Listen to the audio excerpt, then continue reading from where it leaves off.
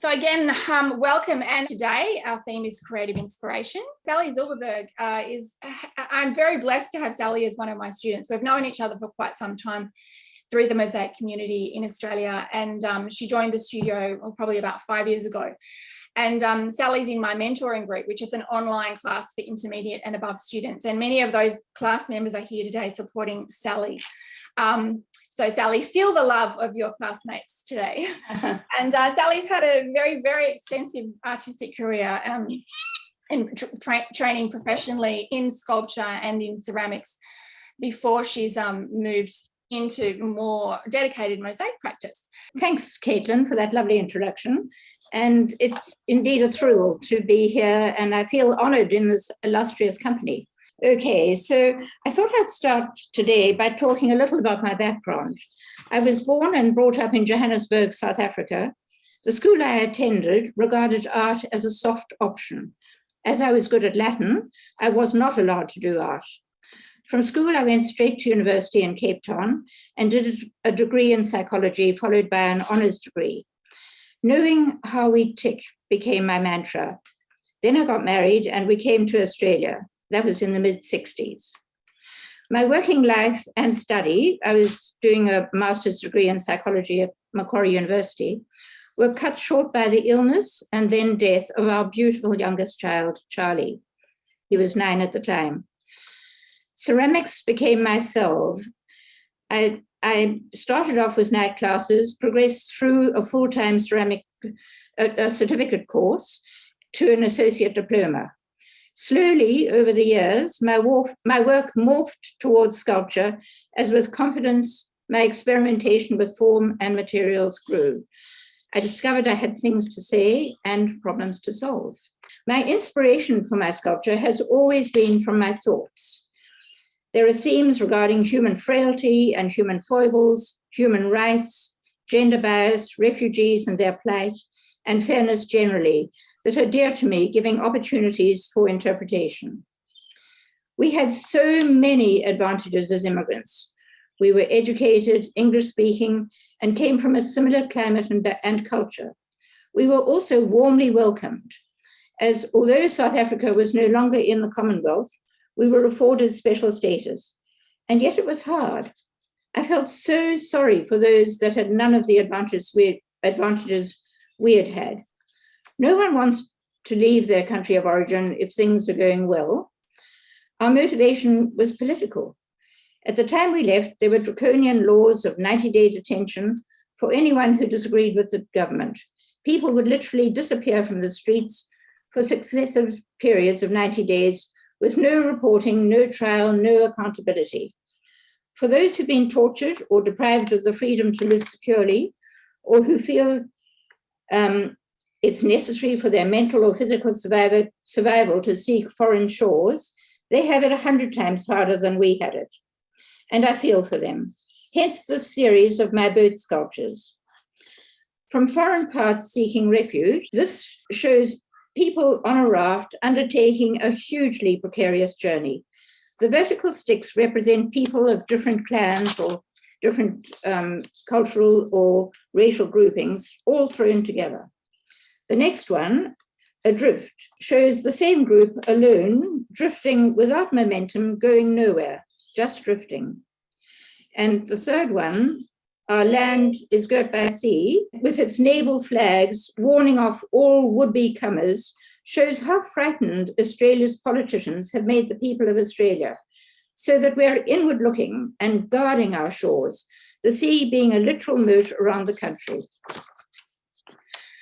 I have a rich inner life with dreams galore, which I mull over for ages. You can't force ideas, you need to sit with them. A slow arrival is often best, and sometimes my work reflects an issue ages after I have started thinking about it. Dreams figured in the following bronze birds of prey. I had a series of recurring nightmares when my husband was having a rough time in business. He said he felt like he was being picked and he felt persecuted. I made Gossip 1 female with ballet point shoes, as there is a notion of women being gossipy, although I do not think this is true. As the birds are bronzes made from molds of forms I did in wax, I could and did make multiples of these. Gossip 2 shows how by just changing one or two elements, you can make it different. As an aside, if one were inclined to make a flock of birds or a herd of any type of animal, this is one way of doing it. Sentinel is the guardsman who won't allow proper discourse. He wears bobber boots and won't be moved. The next one, Inquisitor, is the questioner who leans in with trick questions. When you think he's on your side, he isn't. And Predator wears sharp, piercing, almost dagger-like boots and is the most dangerous in this team of torturers. The dream stopped once I'd turned my angst into physical form. Then I made the barefoot high flyer who is about to soar into the sky without a care in the world. Birds show my tendency to anthropomorphize the animals I sculpt. This is also evident in the next group of seals, which I called Seals with Attitude. My husband finally, after many years of resistance from me, persuaded me to go on what he billed as a modest boat trip around New Zealand. Well, it turned out to be a huge boat with thousands of passengers, many of whom were very, very large. I watched in awe as they filled platter-sized plates from the buffet, then scoffed their food, and then flopped onto deck chairs, wallowing about on deck like beached seals. When we returned home, I went to Taronga Zoo, saw a seal show, introduced myself to the seal trainer, explaining that I wanted to sculpt seals and was allowed into the seal enclosure to get a closer look at the star performers. I fell in love with the seals, saw how quirky and enduring they are, and embarked on this series, all of which I sold. The seals I made were about 3/4 life size, and I put them in sunglasses to show the craziness with which we bask in the sun. So this is about our human condition rather than about seals themselves. Siesta underscores the couch potato. The next one, On Watch, is doing what I was always doing when we were at the beach with our young children, always on watch. The next one, Cool Dude, represents the teenager who thinks he's rather flash. From generation to generation, shows the family group and the importance of valuing that. And the last one, Who, Me, shows my first serious attempt at working in mosaics using stained glass. Experiences then are important sources of creative inspiration for me. 9 years ago, we had an Antarctic trip. This was on a very different sort of boat, with just 100 passengers, and it was adventure cruising. I was captivated by the different species of penguins that we saw. I made one from each of the 3 species we mainly saw for this series. One is a royal penguin, one is an Adelie, and one is a king penguin. Royal Night In is a comment on royalty generally. At the time, we were being shown the royals not as inaccessible icons, but as ordinary people. And I thought they must sometimes have pajama nights in front of the telly and bad hair days. So I put this royal penguin, a very scruffy species with untidy feathers on top, in a dressing gown and slippers. The Adelie species is smaller, and these little fellas waddled as though they're gaily dancing about, and I put this little chap in a smart waistcoat and called it Shall We Dance, as he tried to attract a mate. The rather regal king penguin is taller with smart orange markings, and when we saw them, they were molting, and they seemed to turn their backs as if to say, don't look at us like this. So I gave this king penguin a smart scarf to show off in and called her Queen, dressed for her king. My life's journey, which has involved recovery from 2 cancers, has been quite expressly shown in Life's Journey. The tree is representative of life itself, the light side showing life with hope and new growth. The reverse side, dark side, represents the end of life or death and shows a skeletal form with a spine and ribs. The boat is rocky, yet it is not overwhelmed by the waves sloping over the sides. It cuts through the waves and its movement is forward. The ship's cat, and every boat should, or ship should have a cat, is in the sea at the stern of the boat, and the fish, which should be in the sea, is out of the water and is atop the tree. Things are definitely awry. The fish has a mutant double tail showing how we have mucked up our food source, and the big red nose is because it was Red Nose Day at the time, and the medical issue of premature death was uppermost in my mind. Themes show up in my mosaic practice. For example, I sometimes make clouds into my canvas. These have been quite emotional. Clouds move and change and are non-judgmental, and you can make anything of them that you want. I used to spend hours sitting in a chair in the oncology chemotherapy center, gazing out of the window with chemicals entering my body through a drip, whilst I watched the clouds in the sky, imagining all sorts of things. Between Heaven and Earth and On Cloud 9 show my journey through chemotherapy and my recovery from breast cancer. I had that notion that clouds always have a silver lining. Between Heaven and Earth shows this. And here, the silver lining of recovery goes around the entire earth. The tiny figure on the top, looking down on the world from above, is me. On Cloud 9 reflects my gratitude to the medical profession for the superb treatment that I have received in beating 2 life-threatening illnesses. This cloud takes the form of a reclining woman, relaxing on Cloud 9, as the saying goes, with the sky and clouds decorating her form. My latest cloud, Clouded Senses, May 2020, shows my personal response to the pandemic. I just read an article in the Sydney Morning Herald this last Tuesday, which references Whitney Goodman, an American psychotherapy, and also reports on Sarah Berry's book about toxic positivity. The gist of it is that there's a difference between healthy positivity, which makes space for both reality and hope, and toxic positivity, which demands happiness in a sort of good vibe culture and which denies other emotions.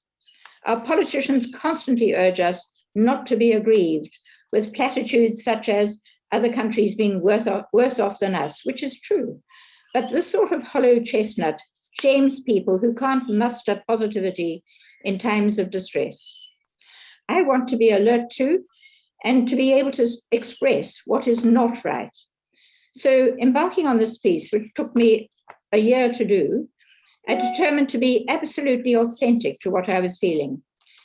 My starting point then was the originally Japanese, but now universally recognized moral maxim of the 3 wise monkeys: see, speak, and hear no evil. As in turn, each monkey covers its eyes, mouth, and ears.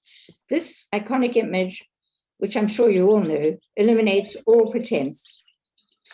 Here, in this work, my eyes are therefore prominent and for seeing it all with direct 20/20 vision. The prominent lips on top are for the speaking of truth. And hearing is shown by the trumpet form, much like we used to associate with his master's voice records, where the little dog sits with his cocked head listening. The trumpet form becomes a wavy line representing the ululating, wailing cry of anguish that African women make when expressing grief.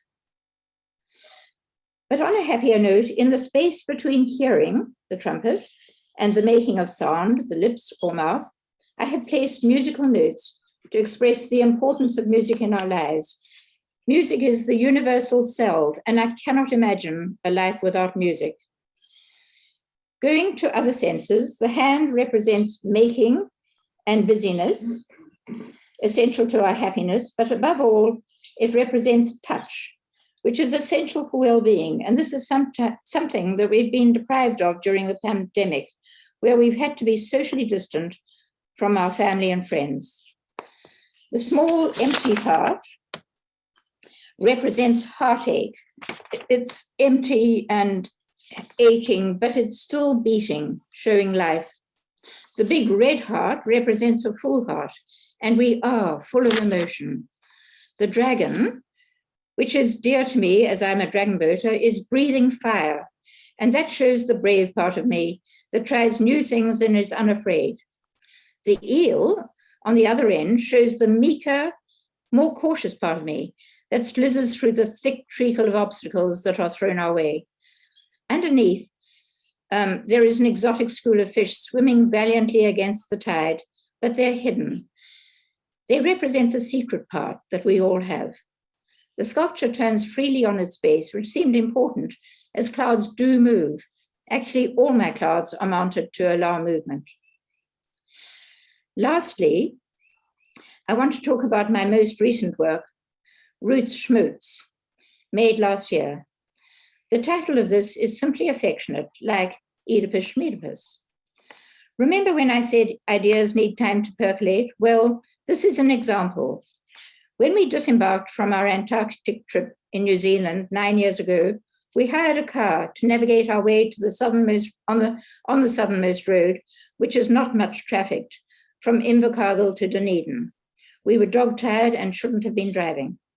Cutting the story short, we left the road, plunging a good many meters down a thickly wooded embankment, and might have died there if unable to get out of the car, as the crashed car, a write-off, was not visible from the road.